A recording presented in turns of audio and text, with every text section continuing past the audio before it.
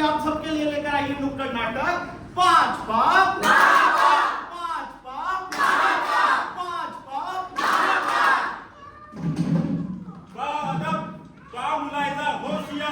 शहंशाहों के शहंशाह, बादशाहों के बादशाह, जहांपना अकबर पधार रहे हैं। अजीब और शान शहंशाह।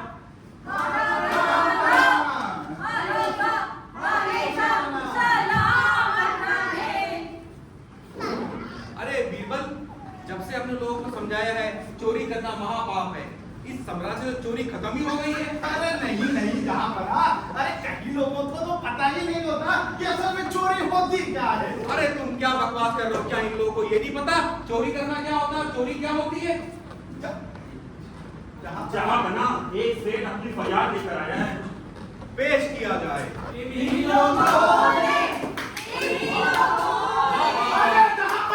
इसको नहीं सेठ को पेश किया जाए। जहांपना, आपके राज्य में चोरों ने तांडव मचाया हुआ है। ये आपका दरबारी मेरे सामान चुराया है। जहांपना ये सेठ झूठ बोल रहा है। नहीं चुराया है तो अपनी जेब खाली करो। जहांपना ये तो मुझे सड़क पर पड़ा हुआ मिला। ये ठीक बोल रहा है जहांपना, मैंने तो सड़क को उठाते हुए देखा था। तुमने देखा था तो फिर तुमने इससे पूछा क्यों नहीं? वो माफ कीजिए जहांपना, मैं इंस्टाग्राम पे रील देख रहा था। रील देख रहे थे? कौन सी रील देख रहे थे? अरे जहांपना, अरे मेरा मतलब रील क्यों देख रहे थे? माफ कीजिए जहांपना, ये मंत्री जी ने ठीक से एसओपी बना के दी थी, मैं क्या करता, मुझे पता ही नहीं था क्या करना है। देखा जहांपना, और आप कह रहे थे कि आपके राज्य में कोई चोर नहीं है। अरे बीरबल, तुम बड़ा कंफ्यूज करते हो, मुझे इसमें समझ नहीं आया चोरी किसने की, चोरी कैसे हुई और चोरी कहाँ हुई। एक बात क्लियर करो, नहीं तो आज तुम्हारा मैं सर धड़ से लग करूंगा। नहीं जहांपना, हम बताते हैं आपको, बताइए। तो देखिए, सबसे पहले सिपाही ने मार्ग में पड़ा हुआ हीरा उठा लिया। वो हीरा उनका था ही नहीं, तो ये एक तरह से चोरी हुई जहांपना। और उसके बाद आपने देखा कि सिपाही ने उसको रोका ही नहीं, तो उसने अपने काम की चोरी की। और उसके बाद मंत्री ने देखा आपने कि मंत्री ने उसको एसओपी नहीं समझाया, यानी कि प्रोसेस तो समझाया ही नहीं, तो ये उसके कर्तव्य की चोरी हुई जहांपना। अरे जहांपना, आपके दरबार में तो सभी चोर है। अरे बीरबल, तुम बड़ा अच्छा बोल लेते हो, लगता है तुमने भी ये डायलॉग कहीं से चोरी किए हैं। नहीं जहांपना, this is one of my originals जहांपना। और हमारा ये डिब्बा हमारा है जहांपना। तो हम भी चोर हुए। हाँ, चोरी की है, चोरी की है। हमने सबने चोरी की है। चोरी की है, हमने सबने चोरी की है। कभी वस्तु की, कभी काम की, कभी किसी आयाम की, कभी वस्तु की, कभी काम की, कभी किसी आयाम की। किसी और ने काज किया हो, कभी हम उसके नाम की। किसी और ने काज किया हो, कभी उसके नाम की। चोरी से दिक्कत किसको है जब तक पकड़ी ना जाए? चोरी करके सीना चोरी, फिक्र कहाँ अंजाम की है? चोरी करना महापाप है, जैन धर्म ये सिखलाता। चोरी करना महापाप है, जैन धर्म ये सिखलाता। चोरी से मुश्किल हो जाती राम मोक्ष के मार्ग की। चोरी से मुश्किल हो जाती राम मोक्ष के मार्ग की। अरे लेकिन चोरी किए बिना अपनी जिंदगी प्रैक्टिकली पॉसिबल कैसे है? थोड़ी बहुत काम चोरी तो चलती है ना? नहीं, आपको चोरी से बचने के लिए चौर्य का अभ्यास करना होगा। मतलब? देखिए, अगर आपकी कोई वस्तु नहीं है, उसके बारे में यदि आपके मन में विचार भी आता है, तो वो एक तरह की चोरी है। आप घर में बैठे सोच रहे हैं कि अरे उसके जैसी आवाज मेरी हो जाए, तो ये भी चोरी है। आप अगर सोचते हैं कि उसके जैसी गाड़ी मुझे मिल जाए, तो ये विचार आना भी चोरी ही है। आपको अगर किसी भी इंसान से ईर्ष्या होती है, तो आपके मन में लालच पैदा हो जाता है, और वही लालच चोरी की दिशा में एक कदम है, और इसी से मोक्ष की राह मुश्किल होती चल जाती है। जी, एक चोरी के बारे में समझा महापाप ये भारी है। अब अगला सीन है इन दोनों का, आशा है तैयारी है।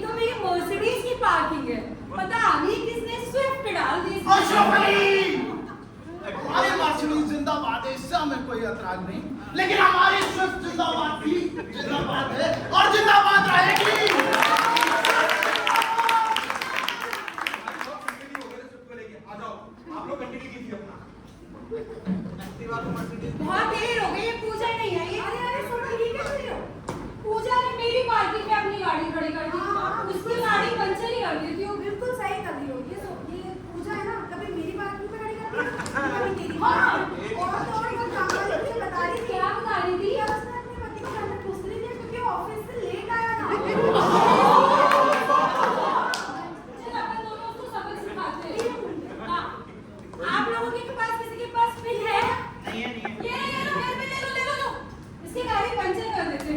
अरे अरे बड़ा क्या कर रहे हो तुम? इतनी देर से इंतजार करके आया नहीं जाता ना तुमसे। हिम्मत कैसे मेरी गाड़ी को हाथ लगा? तुम्हारी हिम्मत कैसे मेरी पार्किंग में अपनी गाड़ी खड़ी करने की? अरे तो क्या हो गया? पार्किंग ही तो की है। मेरी पार्किंग पे अपना हक जमा रखा है, बोल रहे क्या हो गया? अरे अरे इतना गुस्सा मत करो, हम आ ही तो रहे थे।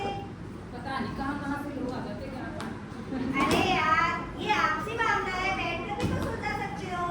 बैठकर सुलझाना, इतनी देर हो गई इंतजार करते हुए। तो 5 मिनट इंतजार नहीं कर सकती? इंसानियत नाम की भी तो कोई चीज होती है। नहीं होती है। होती है। अरे दोस्तों देखो, ये छोटी सी गाड़ी की पार्किंग की टकरार बड़ी हिंसा में बदल सकती है, क्योंकि हिंसा खाली शारीरिक ही नहीं, बोली और विचारों से भी होती है। अरे यार सोना बहन, मुझे माफ कर दो, ये मेरी ही गलती थी। हटाओ इस गाड़ी को अब जल्दी से। हटाओ हटाओ। पार कर ली। हाँ कोई नहीं।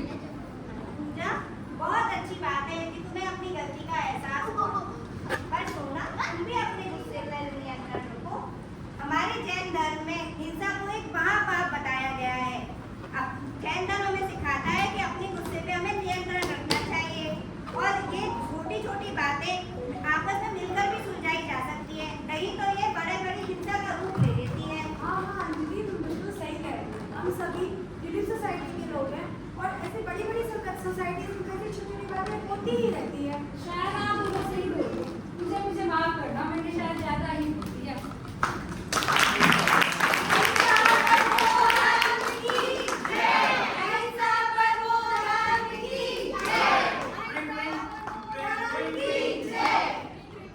हेलो मैडम, आपकी गाड़ी अखबार दी गई है। धन्यवाद राकेश जी। हिंसा के बंधन को त्यागो, हिंसा के बंधन को त्यागो, करो कोई भी कर्म।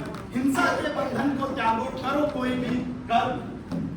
जीवन का आधार यही है, अहिंसा परमो धर्म। अरे अरे पर आपने तो अधूरी लाइन बोली है। अहिंसा परमो धर्म तो अधूरी लाइन है। पूरी लाइन जो गीता में लिखी है, अहिंसा परमो धर्म, धर्म अहिंसा तक है कुछ अब। यानी अहिंसा मनुष्य का परम धर्म है, लेकिन धर्म के लिए की गई हिंसा उससे भी श्रेष्ठ है। नहीं, ये गीता या महाभारत या किसी भी ग्रंथ में नहीं लिखी गई। कई लोग इस तरह के उदाहरण देके लोगों को भड़काते हैं। महाभारत में 116वें अध्याय में लिखा हुआ है कि अहिंसा परमो धर्मस् तथा अहिंसा परमं तपम परमं ज्ञानम। इस तरह की बातें लिखी हुई है। अहिंसा परम धर्म है, परम तप है, परम ज्ञान है। ये लोग, कई लोग अपनी स्वार्थ सिद्धि के लिए इस तरह की अनर्थ बातें किया करते हैं, लेकिन हमें ध्यान रखना होगा कि इस तरह के बहकावों में ना आए। अरे वस्तु का स्वभाव ही धर्म है, और धर्म इस तरह की बात कैसे कह सकता है? आत्मा क्या कभी किसी दूसरी आत्मा का विनाश चाह सकती है? नहीं। इसीलिए अहिंसा ही परम धर्म है। हिंसा के विकल्प को त्यागो। आज ये संकल्प करो। पाप कथा में अगला नंबर इनका है, सब क्लैप करो। अरे राजीव, आज मौसम बड़ा अच्छा है। एक काम करता हूँ, बॉस को झूठ बोल के बेवकूफ बना के छुट्टी दे देता हूँ। कर पाओगे तुम ऐसा? मैं तो करके दिखाता हूँ। कर लो। कहीं झूठ बोलने में कोई गलत बात नहीं है। Good morning boss. Good morning Rahul. Boss आज मेरी तबीयत बहुत खराब है बॉस। अरे राहुल क्या हुआ? बॉस थोड़ी लो लग रही है। बॉस आज मैं ऑफिस में नहीं आ पाऊंगा। अरे यार ठीक है राहुल, तुम अपना ध्यान रखो, आज छुट्टी ले लो। ठीक है बॉस, थैंक यू। ओके। देखा, बनाया ना बॉस का बेवकूफ। अब करेंगे पार्टी सारे लोग मिलके। अरे अच्छी बात है। आप तुझे पिज्जा और बर्गर खिलाऊंगा। एक प्लेट मेरे लिए मोमोज भी ऑर्डर अरे कर देना। मोमोज का कोल्ड ड्रिंक भी मंगाएंगे। यहाँ पे पार्टी होगी। बिल्कुल बिल्कुल राहुल, बढ़िया है बढ़िया है। ये क्या कर रहे हो? आप दोनों ने झूठ बोला। आपने अपने मुंह से झूठ कैसे बोला? आपको पता है ना झूठ बोलना पाप है। अरे बहन, इसमें क्या हो गया? सभी तो झूठ बोलते हैं। हमने ऐसे क्या बुरा कर दिया? नहीं भैया, झूठ बोलना अच्छी बात नहीं है। इसका असर आपके कर्मों पे भी पड़ सकता है। लेकिन हर बात कभी ना कभी तो हम झूठ बोलेंगे ना। अरे यार, तू पिज्जा बर्गर खाया यार, ऐसे ही करती है। तू पिज्जा बर्गर खा, मोमोज भी खा दे रहे यार। Okay, okay. भैया भैया, आप तो बोल रहे हैं। बहुत अच्छे के बोलते हैं। अरे राहुल, कैसी तबीयत है तुम्हारी? बहुत खराब है। क्या पिज्जा कर रहे? अरे बॉस, ये जो भी है, बॉस ये खा रहा है, बॉस मैं नहीं खा तुमने रहा। मुझसे झूठ बोला। नहीं बॉस, ये बहुत गलत बात है नहीं राहुल। बॉस, मैंने झूठ नहीं बोला। तुमने बहुत बड़ा पाप किया है। अरे बहुत गलती हो गई बॉस। अरे तुम ऑफिस आओ और टर्मिनेशन लेके जाओ। अरे बॉस माफ करो।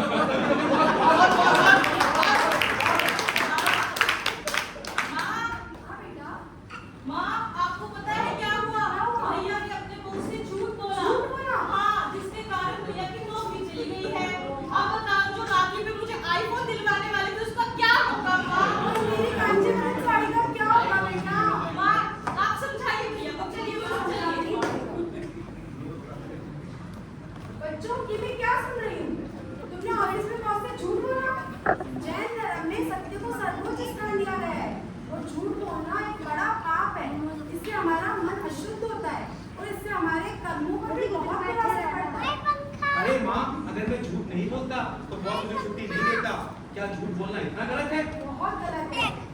जीवन में कठिनाइयाँ आती रहती है, लेकिन हमें सत्य का मार्ग कभी नहीं छोड़ना चाहिए।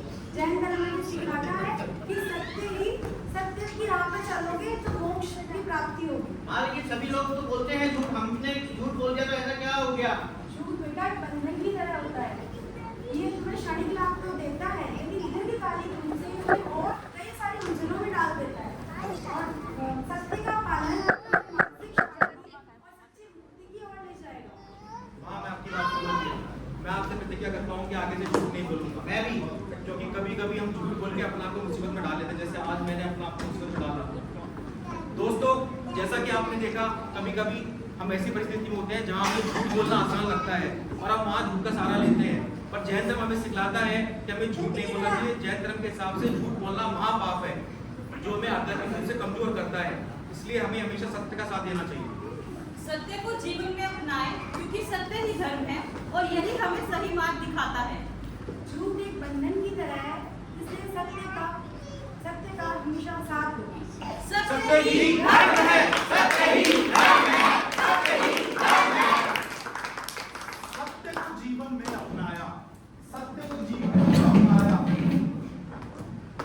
सत्य ही सत्य को जीवन में अपनाया, ऐसा हमने काम किया। अब आए देखते हैं इन्होंने क्या अंजाम दिया। अरे हेलो जानू, कैसी हो? हाँ, मैं भी ठीक हूँ यार। Missing you so much. ये पीछे वाली आवाज, अरे वो मेरी नौकरानी की है, तुम इग्नोर करो। अरे बाबू, तुम ही तो प्यार हो, प्लीज गुस्सा मत हो। वो तो एक नंबर का बोरिंग पति है, पता है ना? तुम ही मेरे सुपर हीरो हो। अरे वो तो मैं बस ऑफिस में बात कर रहा था। एक फोटोकॉपी मशीन है, बहुत आवाज कर रही है तुम्हारी तरह। हाँ, मैं भी तो अपनी बहन से बात कर रही थी। पता है, उसने पपी लिया, वो भी क्यूट है तुम्हारी तरह। क्या मैं आपकी बातों में कुछ अपनी बात रख सकता हूँ? अरे जैन साहब, जैन कैसे है? बस मैं देख रहा हूँ कि बहुत प्यार का माहौल चल रहा है। लगता है दोनों को शील में मत है। खुशी, ये क्या होता है? कोई नया ओटीटी प्लेटफॉर्म आया है क्या? अरे नहीं भोले प्राणियों, शील 5 पापों में से एक पाप होता है जो आपको मोक्ष की राह से भटका देता है और इसको रखकर आप नरक की यात्रा पर निकल जाते हैं। अरे जैन साहब, आप तो ऐसे बोल रहे हैं जैसे हमने कोई महापाप कर दिया हो। आज के जमाने में थोड़ी बहुत फ्लर्टिंग शर्टिंग तो चलती है क्यों भाई? हाँ, और थोड़ा बहुत कूल होना तो बनता है ना बॉस। देखिए, शील सिर्फ शारीरिक नहीं होता, शील मानसिक भी होता है। अगर आप अपने जीवन साथी के अलावा किसी भी व्यक्ति के बारे में सोचते हैं तो वो एक तरह का खुशी है, और अगर आप अलग अलग व्यक्तियों के बारे में सोचते हैं तो ये तो डबल खुशी है। अरे मुझे लग रहा है हमने बहुत बड़ी गलती कर दी। वैसे तो मैं बस ऑफिस में अपनी इंटर्न को एक नया काम ही समझा रहा था। हाँ, और मैं भी बस अपने इंस्ट्रक्टर से एक ट्रेनिंग ही सीख रही थी जो उसने घर पे एक्सरसाइज करने बोली थी। चलिए, बहुत अच्छी बात है, आप दोनों को बात समझ तो आई। अब एक काम करिएगा, दोनों आपस में बात करिएगा और ध्यान रखना, फोन पे नहीं, दिल से बात करना। जी धन्यवाद, आपने हमें सही सीख दी। आज से हम एक दूसरे के लिए जिएंगे और एक दूसरे के लिए मरेंगे। वैसे जानू, अपने जिम इंस्ट्रक्टर का नंबर दोगे ना? मेरी थोड़ी तोंद निकल आई है, थोड़ा वर्कआउट कर लूं। हाँ, और अपने असिस्टेंट का भी नंबर दे देना। आज से उसको काम मैं ही सिखाऊंगी। ठीक है। मत अपनाओ तुम खुशी को, आपस में सम्मान करो। मत अपनाओ तुम खुशी को, आपस में सम्मान रखो। तन मन मैला ना हो, सीखो बात हमारी, ध्यान रखो।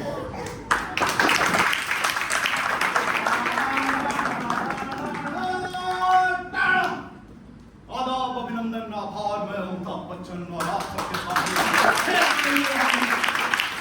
कौन बनेगा करोड़पति। आज हमारे साथ मौजूद हैं लालचंद लोभी जी। एक बार जोरदार तो लालचंद लोभी जी, कैसा लग रहा हमारे से अरे बच्चन साहब, आपसे मिलकर तो धन्य हो गए। आपके तो बहुत बड़े फैन हैं और पैसा जहाँ हो वहाँ तो अपने आप कदम चलने लग जाते हैं मेरे। तो फिर शुरू किया जाए ये खेल। बिल्कुल। ये रहा 1 करोड़ का सवाल आपकी कंप्यूटर से खेल। परिग्रह क्या है? एक धर्म ग्रंथ, बी एक पाप, सी आपके बच्चे का एक खिलौना, या डी आपके ससुराल का पता। अरे बाप रे, ये तो जिंदगी भर साला पैसा ही कमाता क्या? ये परिग्रह किस चिड़िया का नाम है, ये कैसे पता करें? बच्चन साहब इतना टफ क्वेश्चन पूछ लिए हैं आप। बच्चन साहब, जब भी मैं मुसीबत में फंसता हूँ अपनी बीवी को कॉल कर लेता हूँ, क्या मैं एक फोन फ्रेंड ले सकता हूँ क्या? अरे बिल्कुल करिए, आप ही की बीवी है भाई।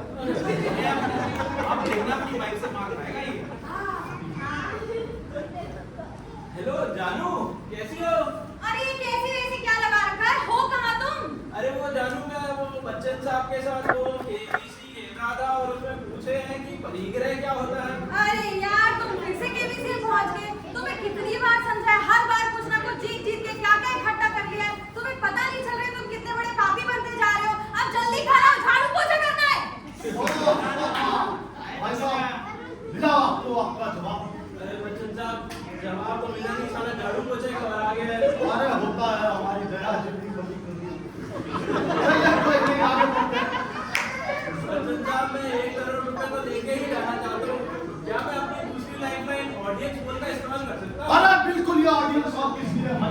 तो आपके सामने सिर्फ 30 सेकंड का समय रहेगा और आपका सवाल है, परिग्रह क्या है? एक पाप, एक धर्म ग्रंथ, एक इनके बच्चे का खिलौना, या फिर इनके ससुराल का? तो भाई साहब, मेरा आपको आपका जवाब। अरे मुझे लगा साला ऑडियंस हेल्प करेगी, ये तो साला मजे लूट के ले रहे हैं। अच्छा तो लेते हैं। ससुराल का पता है क्या हमारा परिग्रह? हमें पता नहीं होगा। तो फिर क्या करना चाहेंगे आप? अब ऐसा लग रहा है कि कुछ जब हमारी जिंदगी में कोई सलूशन नहीं होता, जो हमारे एक ललन भैया है, उन्हें हम कभी कभी बात कर लेते हैं तो दिल भी हल्का हो जाता है और सारा जवाब भी मिल जाता है। तो हम उन्हें कॉल कर लें क्या? बिल्कुल बिल्कुल करिए भाई साहब, कॉल करिए। अरे लल्लन भैया, कैसे हो? अरे साहिल भाई, बहुत बढ़िया बहुत बढ़िया। क्या कर रहे हो भैया? बस नदी किनारे चिल मार रहे हैं। चलो चिल करते करते ये बताओ, ये साला परिग्रह क्या है बे? अरे परिग्रह, हाँ। देखो तुम्हारे पास इतना पैसा है, तुम अभी भी केबीसी खेल रहे हो। हाँ खेलूंगा। इतना पैसा दिखा के क्या करोगे? इतना पैसा कमा के 2-3 मर्सिडीज ले लूंगा, फिर एक विला ले लूंगा और फिर अरमानी के सूट भी तो लेने हैं। मतलब वो सारी चीजें ले लोगे जिसकी तुम्हें कोई जरूरत नहीं। हाँ ये तो है। फिर क्या करोगे? फिर उसके बाद 5-6 मर्सिडीज और 3-4 ऑडी और फिर से बढ़िया वाला सूट सिलवा लेंगे। और फिर तो किसी दिन नदी किनारे बैठ के जाके चिल कर लेंगे भैया। तो भाई साहब, लगता है आपको फाइनली आपका जवाब है। हाँ बच्चन साहब, ललन भाई से बात करके थोड़ा ठीक लग रहा है, पर ऐसा लग रहा है कि आप भी पाप को लॉक कर तो भी को लॉक किया जाए कंप्यूटर वहां से, और ये जवाब बिल्कुल सही है।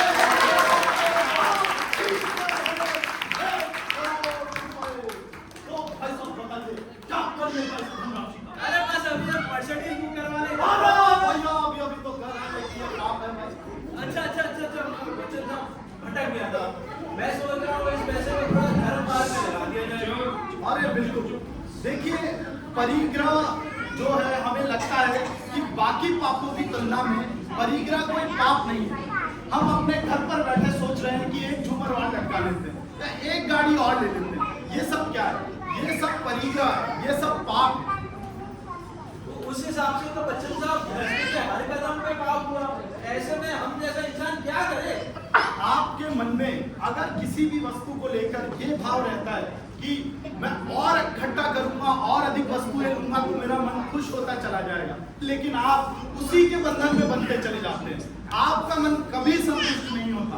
अगर आपको इस परिग्रह रूपी पाप से बचना है तो उसका केवल एक उपाय है, अपनी आवश्यकताएं और अपनी इच्छाएं, इन दोनों में अंतर समझना होगा। आपको सादगी और मितव्ययिता का अभ्यास करना होगा। अच्छा बच्चन साहब, अब लगता है मुझे असली परिग्रह वर्ड समझ आ गया है। अब मैं बिल्कुल इस मार्ग पे चलूंगा। तो फिर क्या करिएगा इस धनराशि का? इस धनराशि की गाड़ी खरीदेंगे। इस जीवन में पाप बहुत से पल-पल विचलित करते हैं। आज पापी महापापी अपनी जकड़ में भरते हैं। आनु अपना एक ही लक्ष्य मोक्ष मार्ग पर जाना है। मन में लो संकल्प यही भवसागर को दे जाना है। मन में लो संकल्प यही भवसागर से तर जाना है। 5 महाव्रत का पालन ध्वस्त करो ये 5 पाप और मार्ग मोक्ष का प्रशस्त करो।